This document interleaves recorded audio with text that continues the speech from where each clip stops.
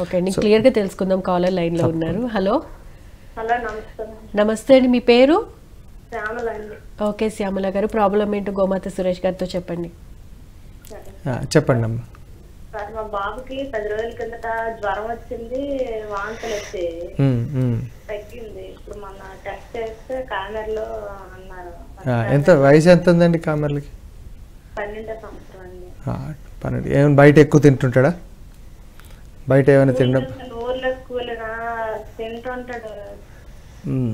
ఇదేంటంటే బయట ఇప్పుడు వాటర్లో తేడాలు వస్తాయి. ఇప్పుడు పానీపూరి ఇలాంటివి వాటర్ తేడా వల్ల బయట తినడం వల్ల first of all liver effect అయిపోతూ ఉంది.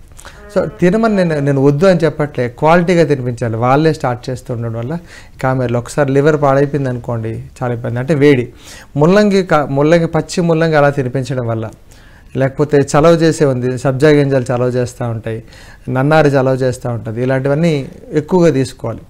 సో కామెర్లు వచ్చిన వాళ్ళకి అది చాలా ఇప్పుడు ఏంటంటే దాన్ని అంత వేగంగా నెగ్లెక్ట్ చేయాల్సిన పని లేదు. కంట్లో చాలామంది కొంచెం నూనె వేస్తారు, నెయ్యి వేస్తారు, ఆముదం వేస్తారు.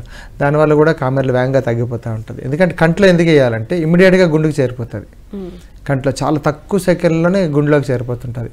అందుకని వేగంగా కంట్లో వేసే కొందరు ఉంటారు, అంటే ఎక్స్పర్ట్స్ ఉంటారు, దానికి వెళ్తే బెటర్. సో వీలైనంత వరకు శరీరం బాగా వేడి ఎక్కువైపోతేనే కామెర్లు వస్తాయి. నీరు తాగాలి మనం, కానీ అది కెమికల్ వాటర్ తాగకూడదు. కార్బన్ డైఆక్సైడ్ పెట్టుకొని నీళ్ళు, సోడాలు, కూల్ డ్రింకులు అంటే తీసుకోవచ్చు. ఇప్పుడు ఎండాకాలం ఇప్పుడు స్టార్ట్ అవుతుంది, బయట అందరూ సోడా పడతారు, అంత డైఆక్సైడే.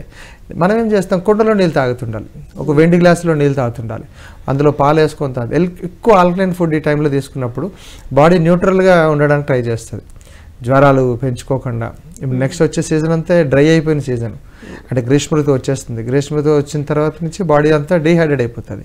సో అలాంటప్పుడు ఏం చేయాలి, కొంచెం బకెట్లో కాలు వేసుకోవడం, ఇంటికి రాగానే చల్లటి నీటిలో బకెట్ కాలు వేయడం, చెట్టు నీళ్ళు ఎక్కువ ఉండడం. సో అప్పుడప్పుడు బయటికి వెళ్తున్నప్పుడు కొంచెం బాగా ఎక్కువ అంటే పీకల దాకా నీటిలో మునుగుతూ ఉండడం. అంటే ఏంటంటే ఎక్స్టర్నల్గా కూడా మనం తాపడం చేసుకోవాలి, అంటే చల్లదనాన్ని పెంచుకుంటుండాలి. మనం అటు బట్టల్లో వేడి, ఇంట్లో చూస్తే ఏసీలు వేడి, ఏసీ చల్లదని అనుకుంటున్నాం, ఏసీ వేడి చేస్తుంది ఇంకా. సో అవన్నీ ఉండడం వల్ల మన తినే ఆహార పదార్థాలు మసాలా వల్ల వేడి ఆటోమేటిక్గా ఏమవుతుంది, శరీరం తట్టుకోదు, ఒకసారిగా జ్వరంగా బయటపడుతుంటుంది.